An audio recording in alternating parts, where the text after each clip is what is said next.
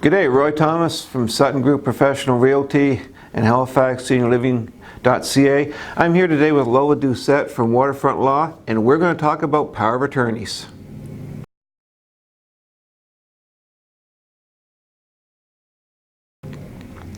All right, so Lola, let's talk about a power of attorney. Let's start with the obvious question. What is a power of attorney? So a power of attorney is a document that gives somebody the ability to act in your place with regards to financial matters, legal matters, make decisions on your behalf. Okay, so that would be if someone's, for example, I've had husbands sign them to their wife if they're in the military, going to be away for a few months. Yeah. Or I've had people do it and one of the person's been incapacitated and then the spouse or the children are acting in their behalf. So usually I recommend that it's somebody that you trust with your life because ultimately they're going to be able to walk in your shoes. And it can come into effect for many different reasons. Yes, when there are service people working abroad and they have to take care of matters at home, usually they'll give it to a spouse or a family member. It's good to have because you have sometimes a situation where you become incapacitated without even being able to predict that, such as an accident, or you're just not able to do your own affairs and you want somebody else to do them. So you can designate somebody to do that. So who should somebody pick to be their power of attorney? I would pick somebody that I literally trust with my life. They can sell the house, they can basically change your cable TV plan and make you watch shows you don't want to watch. They can do anything really on your behalf. So I would recommend that you choose somebody who knows you well and that you trust.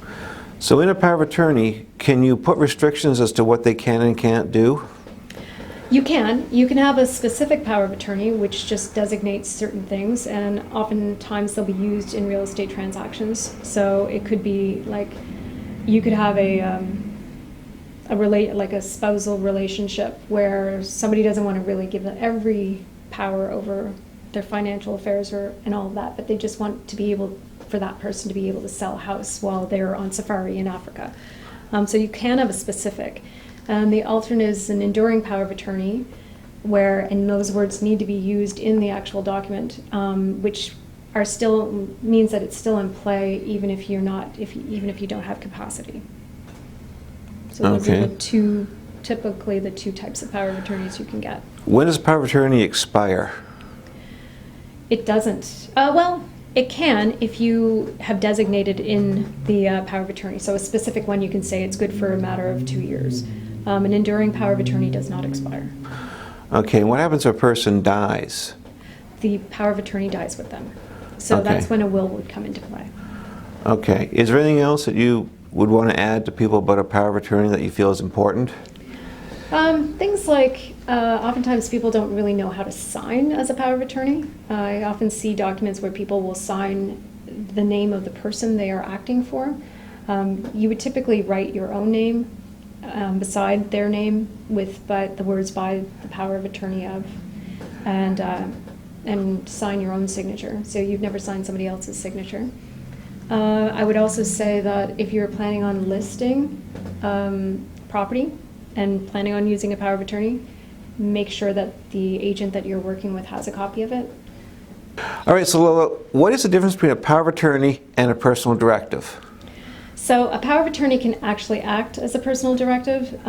Typically with an enduring power of attorney, you would give your attorney the opportunity to make decisions for you medically, but a personal directive is medical only. It doesn't impact, or you can't use it for any financial reasons or legal, so it would be limited to just medical. That would be the main one. They could be two separate documents, or you could have your personal directive in your power of attorney, and the same person would be the one making the medical decisions for you that's going to make the financial decisions. Right. Okay. Basically, that person could make decisions under the Personal Directives Act. So for a spouse, that would be a good idea to incorporate all that in if you wanted your spouse to be able to make medical decisions if you were unable to. Yes, you could do that. Typically, the spouse would be your next of kin anyway.